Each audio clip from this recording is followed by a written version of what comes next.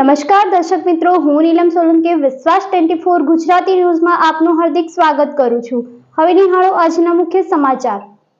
ગઈ તારીખ 14/7/2024ના રોજ ગઢ પોલીસ સ્ટેશન વિસ્તારના ટોકરિયા ગામમાંથી એક 11 વર્ષીય બાળક નામી મોહમ્મદભાઈ બિલાલભાઈ શેરશિયા નાઓનું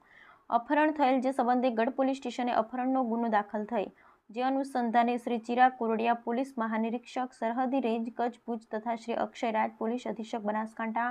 પાલનપુર તથા શ્રી CL સોલંકી નાયબ પોલીસ અધિક્ષક ડીસા વિભાગ ડીસા નાઓએ LCB SOG પેરોલ ફ્લો તથા ગઢ પોલીસે ગુનો શોધી કાઢવા સૂચના કરતા, જે સૂચના અન્વયે Shri VG Prajapati police inspector LCB Palanpur તથા શ્રી MJ ચૌધરી SOG પાલનપુર તથા શ્રી BP મેઘલાતર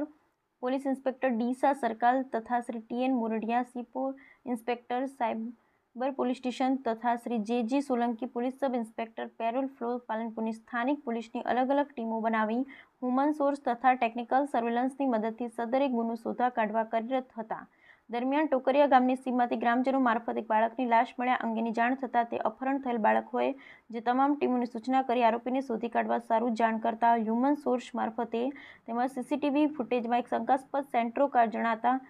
મળતા તે અંગે શંકાસ્પદ સેન્ટ્રો કારની તપાસ કરતા શંકમદ ઈસમ ફારૂકભાઈ જમાલભાઈ દાઉવા રહે ટોકરિયા તાલુકો પાલનપુર વાળાઓ ઉપર શંકાના આધારે તેઓને SOG ઓફિસ લાવી પૂછપરછ કરતા તેમજ તેઓની શંકાસ્પદ ગાડીની તપાસ કરતા ગાડીની અંદરથી લોહીના નિશાન મળી આવતા વધુ તપાસ કરતા આરોપી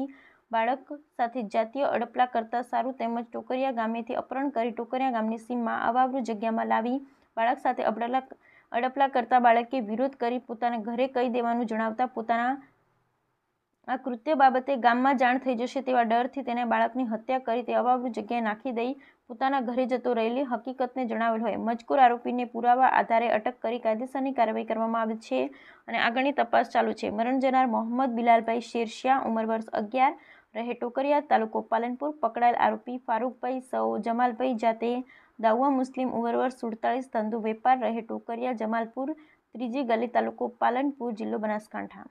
બ્યુરો રિપોર્ટ તૌફિક સિંધીની સાથે પાલનપુર બનાસકાંઠા। તારીખ 14/7/2024ના રોજ જે ગઢ વિસ્તારમાં એક 11 વર્ષીય બાળકની હત્યા કરી દેવામાં આવી છે, ત્યારબાદ તેમાંથી પોલીસ દ્વારા જે છે એક નવી પહેલ બનાસકાંઠા પોલીસ દ્વારા શરૂ કરવામાં આવી છે। પોલીસ દ્વારા એવું ઓબ્ઝર્વ કરવામાં આવ્યું છે કે આપણા બનાસકાંઠા જિલ્લામાં ઘણા એવા ફેમિલી હોય છે કે આઈધર એના માતાએ આઈધર એના પિતા દ્વારા પોતાના ધંધાર્થે ઘરની બહાર વધારે પડતું રહેવાનું થતું હોય છે, ત્યારે બાળક જે છે એ ઘરે એકલું હોય છે, બની શકે છે કે દાદા દાદી પાસે હોય, નાના નાની પાસે હોય, ઓર અધરવાઇઝ તેના મોટા ભાઈ બહેનની પાસે હોય। આવા સંજોગોમાં 18 વર્ષથી નીચેનું બાળક જે છે એ આજના સંજોગોમાં ખૂબ જ વલ્નરેબલ બની જતું હોય છે। આપણા આખા ગુજરાત પોલીસ દ્વારા 60 વર્ષથી ઉપરના સિટીઝનનું એક રજિસ્ટ્રેશન કરાવવામાં આવે છે। અમે બનાસકાંઠામાં એવું નક્કી કર્યું છે કે જેટલા બી આવા ફેમિલી હશે કે જેના માતા કે પિતા અથવા તો બંને જણા ધંધાર્થે વધારે બહાર રહેતા હશે, તેનું પોલીસ સ્ટેશનમાં અને જે નાની અમારી ચોકીઓ છે કે OP બીટ છે ત્યાં રજિસ્ટ્રેશન કરવામાં આવશે અને એ બાળકની પાસે પોલીસ મહિનામાં વારંવાર કે અવારનવાર જ્યારે બી સમય મળશે ત્યારે પોલીસ ત્યાં જશે, એને ગુડ ટચ અને બેડ ટચ શું છે તેના માટે બી સેમિનાર કરવામાં આવશે અને સાથે સાથે એક સમાજમાં બી સંદેશો જશે કે આવા કોઈ પણ બાળકો હશે એ એકલા નથી। બનાસકાંઠા પોલીસ હર હંમેશા એ લોકોની સારસંભાળ રહેવા માટે છે, જેથી કરીને બાળકોને કોઈ પણ આવી વસ્તુ હોય કે જે ઘરે ના કહી શકતા હોય અને મૂંઝાતા હોય એ બાળકનું સમાધાન બી થઈ શકે અને એને આવી કરારનું અંજામથી બચાવી બી શકે। હું આપ સર્વને મીડિયાના માધ્યમથી અનુરોધ કરવા માગું છું કે આ વિડીયોને વધારેમાં વધારે શેર કરી અને લોકો સુધી પહોંચાડવામાં આવે કે જો આપ ધંધાર્થે વધારે બહાર રહો છો, બાળક એકલું છે, નાનું છે,